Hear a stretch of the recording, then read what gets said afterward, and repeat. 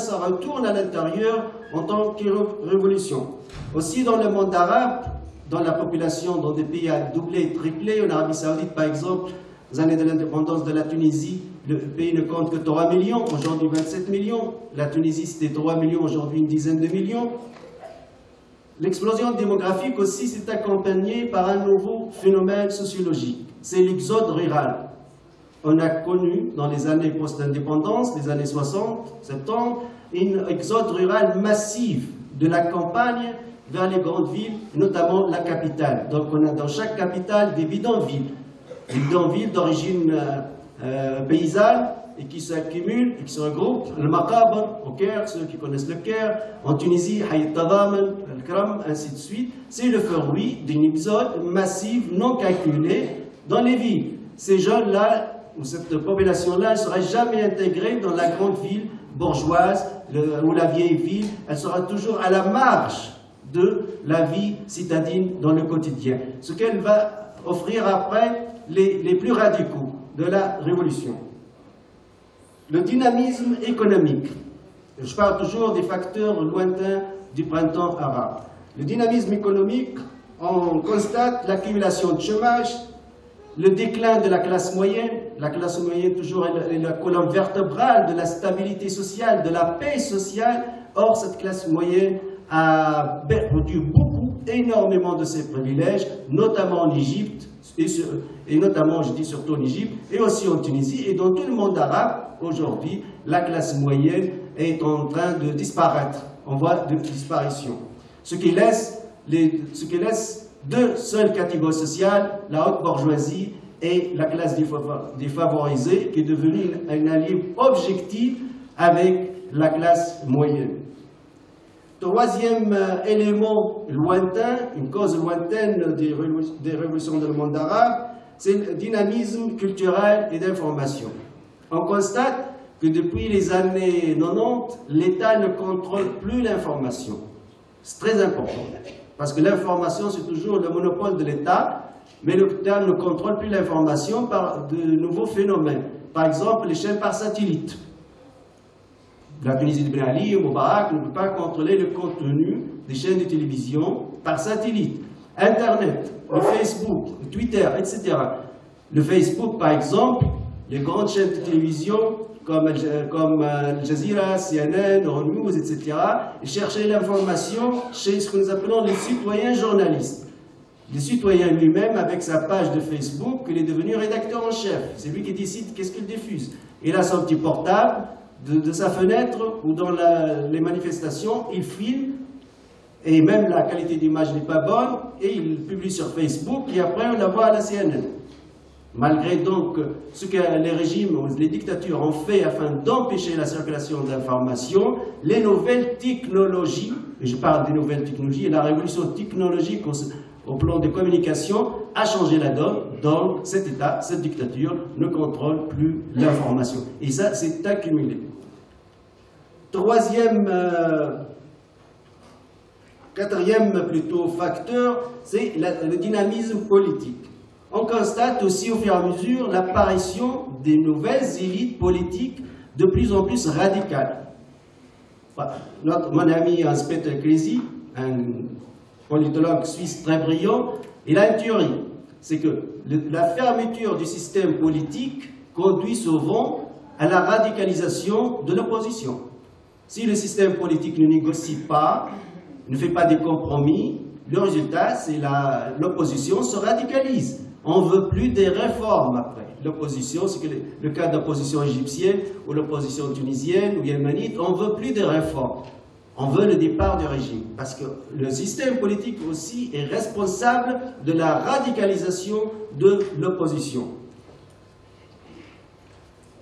Donc, d'où l'apparition des nouvelles élites, soit en Égypte avec Kifaya, ou en Tunisie, ou au Yémen, qui ne veulent pas négocier avec le régime, mais qui veulent tout court la chute du régime. Et ils ont travaillé pour la chute du régime. Cinquième élément, c'est le dynamisme social. On constate l'apparition des mouvements sociaux. Les révolutions du printemps arabe, notamment en Égypte et en Tunisie et au Yémen, ce sont tout d'abord des révolutions des mouvements sociaux. Quand je dis social movement en anglais, Qu'est-ce que ça veut dire, les mouvements sociaux? Les mouvements sociaux ne sont pas les partis politiques. Ça veut dire que ce ne sont pas des partis politiques qui ont déclenché les révolutions dans le monde arabe. Ce sont les mouvements sociaux. Les mouvements sociaux se composent naturellement dans la rue. Ils ont des chefs naturels, des chefs qui sont inconnus par la police, inconnus par l'État, mais qui organisent, si vous voulez, des petites révolutions à l'échelle locale. Donc, les mouvements sociaux ont partagé, c'est le noyau dur du printemps arabe. Après, certains partis politiques sont ralliés à ces révolutions. D'autres ont négocié avec les dictatures jusqu'à la dernière minute afin d'avoir des postes de ministres ou d'avoir des concessions. Maintenant, on va toutes ces accumulations à travers 3-4 décennies. Depuis l'indépendance en Tunisie, en Égypte, au Yémen, en Syrie, etc., on constate l'accumulation de ces facteurs lointains, et ça va conduire à quoi? À la situation révolutionnaire. C'est l'explosion. Les accumulations quantitatives conduisent à une transformation qualitative. Donc, on va aller à la situation révolutionnaire. La situation révolutionnaire, comme on l'a dit, c'est 4 semaines en Tunisie, 3 semaines en Égypte, après quelques mois au Yémen, elle dure toujours en Syrie, après aussi de longs mois en Libye. La situation révolutionnaire, elle a 3 éléments techniques. Pour qu'une révolution gagne ou ne gagne pas, il faut, premièrement, la radicalisation de l'opposition populaire qui ne veut plus des réformes, mais le départ du régime. Deuxième élément, les divisions au sein des élites au pouvoir. Troisième élément, et c'est déterminant à travers l'histoire, dans toutes les révolutions, pour qu'une révolution gagne ou ne gagne pas, c'est le rôle de l'armée.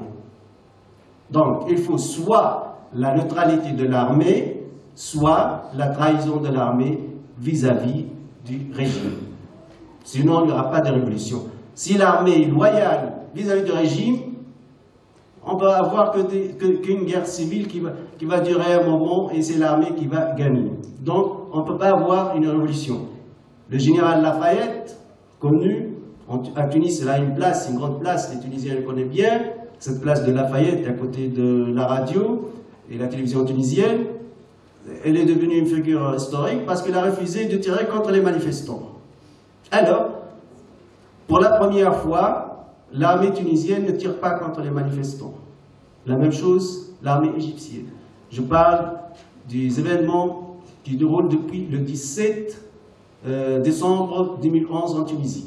J'ai eu des images, des vidéos, comment les militaires se fraternisent avec les opposants et les révolutionnaires, comment on les protège aussi contre la police. On va parler de tout le monde entier, sauf chez nous. Nous, on est extraordinaire, on est magnifique, il n'y a rien à voir chez nous.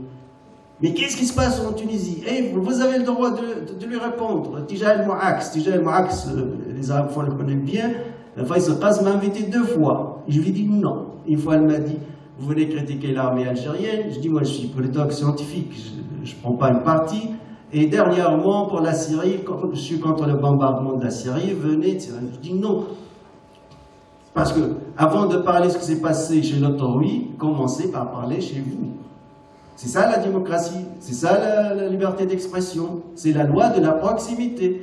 Quand on regarde les chaînes saoudiennes, on va penser qu'on est au Suède ou en Danemark. Je ne vais pas dire en Suisse parce qu'on est en Suisse.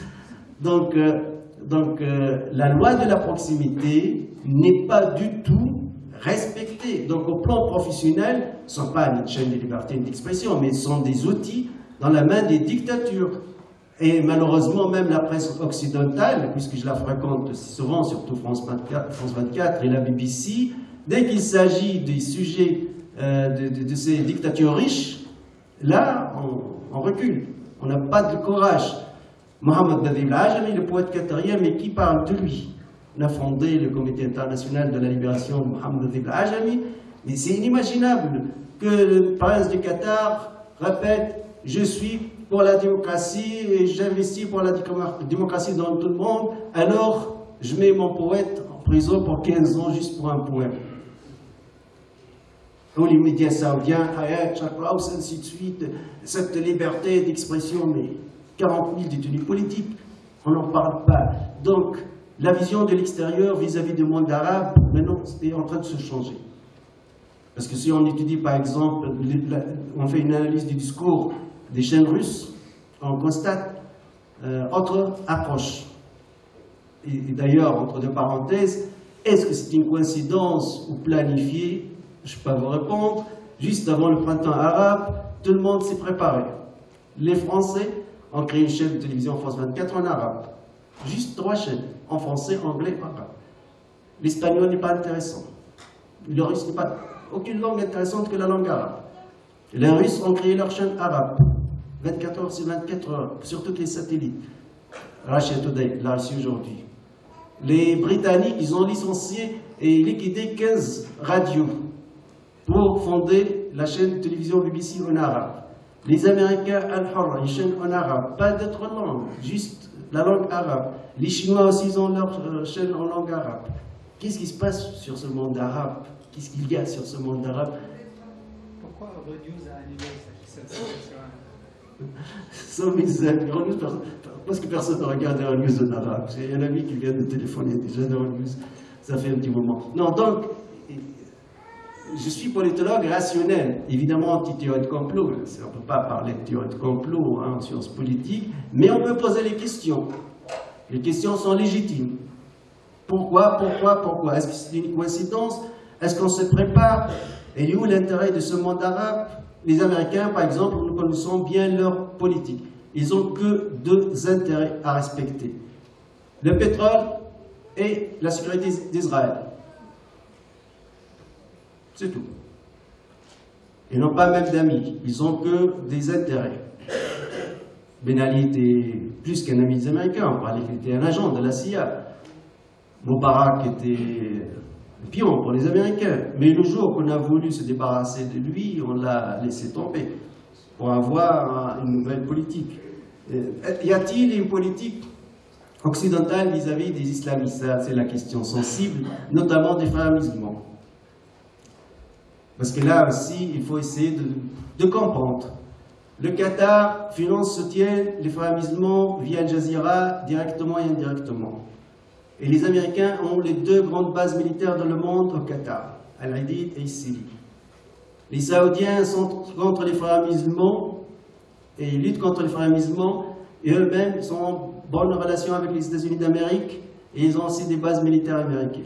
Alors les Américains aiment les frères musulmans ou non? Leurs alliés à gauche les financent, leurs alliés à droite les contrarient. C'est un peu une équation. Non, c'est pour cela que je vous pousse à poser des questions, à réfléchir, vraiment une réflexion scientifique, objective, pas émotionnelle, afin de savoir qu'est-ce qui se passe dans ce monde. Nous savons aussi que les crises économiques graves conduisent à des guerres. La crise de 1929 a conduit à la montée du fascisme et du nazisme, et puis la Deuxième Guerre mondiale. Quand la crise économique est structurelle, n'est pas conjoncturelle, profonde, il faut des guerres. Avec les guerres, on détruit. Et quand on détruit, on peut construire. On peut avoir des contrats. On peut redémarrer l'économie. Ce sont des questions qui se posent. Évidemment, il n'y aura pas une nouvelle guerre en Europe. L'Europe s'est stabilisée, a compris que ça veut dire une guerre, ni aux États-Unis d'Amérique. Mais le monde arabe, c'est une zone ouverte, très infiltrée par toutes les puissances, régionales ou mondiales. Donc, je pousse à ces réflexions, parce que le printemps arabe, pour moi, depuis un moment, je n'en crois pas trop, parce que pour moi, la révolution, c'est un dynamisme interne, tout d'abord, mais dès qu'il y a des interventions, en plus en utilisant 2 poids, 2 mesures, comme j'ai montré, 2 cas extrêmes, le cas libyen et le cas de Bahreïn. On intervient en Bahreïn afin de maintenir une révolution devant les 2 bases américaines maritimes, devant tout le monde, et on fait le contraire en Libye. Donc, on est par la démocratie pour tout le monde, ou par la démocratie ici, par la démocratie là-bas. D'ailleurs, je pose des questions. J'ai donné toujours des conférences et j'ai dit, Certains cercles en Occident n'aiment pas la démocratie dans le monde arabe.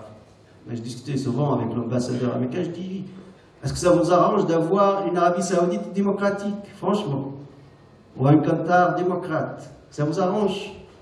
Vous allez voir un autre Hugo Chavez.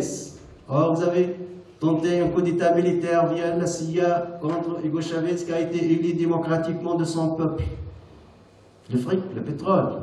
Le malheur du monde arabe, c'est son pétrole. C'est connu. Le pétrole a empêché une révolution industrielle, le pétrole a installé le système de la rente, et le pétrole a fait perdre la souveraineté des États arabes. C'est donc la grande question aussi, c'est le pétrole. Merci beaucoup, c'est bon.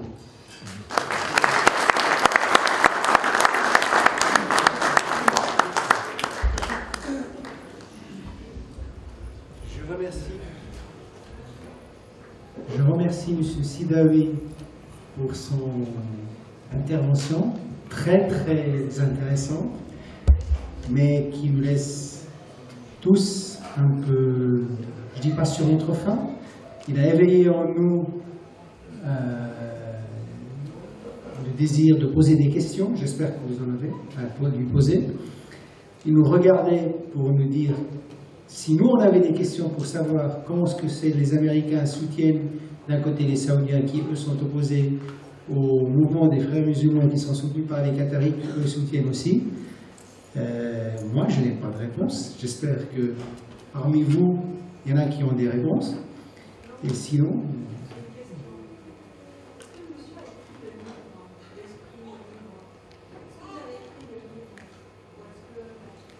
Non, c'est pas mon bouquin. Moi, j'ai en anglais, en arabe, mais c'est pas le mien. Vous pouvez le trouver sur le net, dans mon site. Donc maintenant, pour le déroulement de la suite de cette soirée, à peu près pendant 20 minutes, si des personnes présentes ont des questions à poser, générer un peu un cercle de dialogue. Puis à la fin, juste à la fin, après toutes ces questions, donc notre imam, lui, va donner un petit complément sur certains côtés qui sont liés à la religion, dont ces printemps arabes, et quelle est la considération de ces points du point de vue religieux. Alors, je vous invite à poser des questions, si vous avez des questions, qui veut poser des questions. Alors, Madame Devon. Alors d'abord, merci beaucoup pour votre conférence, c'était très clair, très intéressant. Et du coup, j'aimerais faire une petite conclusion. Du coup, les révolutions, on peut dire que le printemps arabe, c'est la conclusion en même temps de deux éléments parallèles. Un externe, que c'est les intérêts de puissance occidentale, et en même temps les trois facteurs internes que vous avez mentionnés. C'est ces deux facteurs internes et externes qui ont donné lieu à ce printemps. On peut dire... Oui, en fait, c'est l'enchevêtrement, parce que vraiment, il ne faut pas... Certains disaient ce qui s'est passé, c'est l'œuvre de la CIA. Mais c'est impossible, des jeunes martyrs qui veulent vraiment la liberté, la démocratie, la justice sociale en Tunisie, en Égypte, je les connais bien, ils ont vécu avec nous. Un jeune ne meurt pas par la CIA pour un plan américain à Washington. Non, c'est un dynamisme interne, c'est vrai. Il y a une révolution. Et le printemps arabe, le vrai printemps arabe a bel et bien existé. Mais il a été aussi contourné par un faux printemps arabe. Le faux printemps arabe financé par le Qatar ou l'Arabie Saoudite, ou leurs médias, et leur argent, et leur fric, etc., et leurs machines de chèques et de prêcheurs, etc. On ne sait pas, les prêcheurs saoudiens, par exemple, parfois, ils disaient que la révolution en Syrie, oui, elle est juste, non, la révolution, c'est anti-l'islam. Il faut obéir au prince. Donc, ils décrètent des fatwas selon l'exigence des intérêts politiques de leurs souverains, qui sont aussi liés à l'extérieur. Donc, toujours, c'est cet enchevêtrement qui a créé l'amalgame et la polémique. Le dynamisme interne, le vrai, et l'intervention étrangère qui a manipulé et qui a essayé de créer un autre printemps arabe, qui n'est pas le vrai.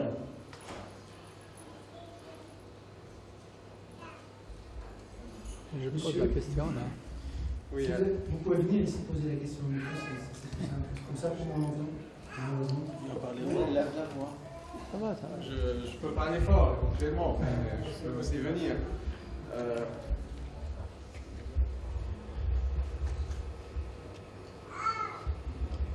Voilà, à mon tour de vous remercier pour ce compte rendu qui était plus que explicite et qui nous a donné une base de débat. Moi, ce que j'aimerais comprendre à travers votre analyse, enfin j'ai compris plutôt que vous faisiez état de facteurs qui étaient lointains, d'autres proches, hein, qui sont propres à certaines sociétés.